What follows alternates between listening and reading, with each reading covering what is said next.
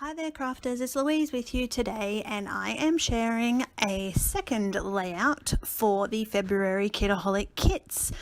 Now, I am not a double layout scrapper and I'm not normally a multi-photo scrapper. So two things that I don't do very often, I decided to challenge myself this month to actually create both of those on a layout.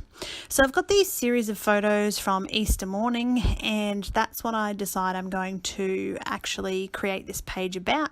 I've also picked this background paper that came in the February kit, and I want to actually turn this into a double page layout, moving those photos from left to right. Now, these were just some that I printed earlier in the month, and it wasn't so much that I had in mind to create this double page layout, but I just was going ahead and printing photos that I knew hadn't gone onto a scrapbook page as yet. So when I saw the kit, when my kit arrived and I sort of opened it up and pulled it all out, I sort of felt like the fun elements would really suit these photos, and that's why I went with it. Certainly the Easter bunny to me generally means some kind of pink, so I found it a good excuse to use pink on a boy's layout. Now, as you can see, I've trimmed the paper in half and I am using that in my background. Then I'm going to add some of these torn strips at the top of the left and then the bottom of the right page. For me, when I'm scrapping, I like things to be fairly symmetrical. So if I do something on one side of the page, I have to go ahead and do that similar or opposite on the other side of the page to help me balance out the aesthetic when I'm viewing or looking at a page.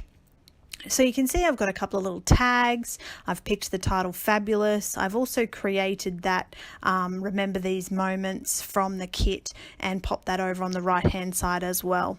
Now, I had planned on using the twine, but it does get left off the layout, and that's because as the layout builds, I start to add some more mediums into the background. So I'm actually going to use the Distress Oxides just through a stencil. I'm not going to actually oxidize them. I'm just going to use them as a plain old distress ink, and that's going to help me create interest in the background.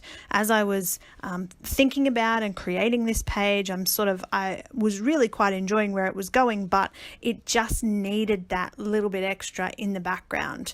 That's my opinion anyway. If you prefer to keep your layouts a lot more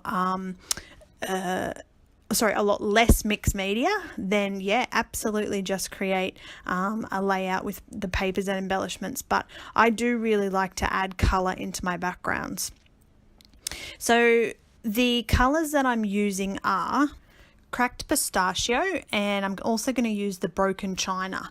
And I think this also helps to blend well with the pink in the photos and the elements. It highlights that background without adding too much color and overwhelming the photo and the story that I've actually got going on. Now, this is just a stencil from my stash, and I found once I decided I was going to use the distress inks that this was probably the hardest thing to choose, was the actual stencil of what I wanted to put in the background. And I'd sort of toyed with stars and different stencils that I had in my stash, chevrons, things like that. And I kind of went, no, none of those are working. So this was the one I ended up with, and I love how it's come together. I love that background has just got that little bit of interest, but everything blends quite well.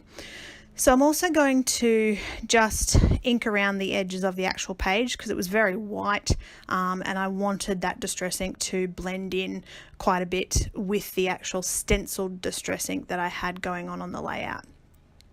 This sort of came about with this stencil and the paste here as a little bit of an accident. I was looking through the stencils, and this is one of the ones that I toyed with putting the distress ink through, but I ended up, because it's so fine, the distress ink doesn't go through it quite as well. It's not as vibrant and noticeable in a background. So I grabbed out some of my gold paste, and I'm just using that. Again, little pops of interest around the page. So nothing particularly difficult.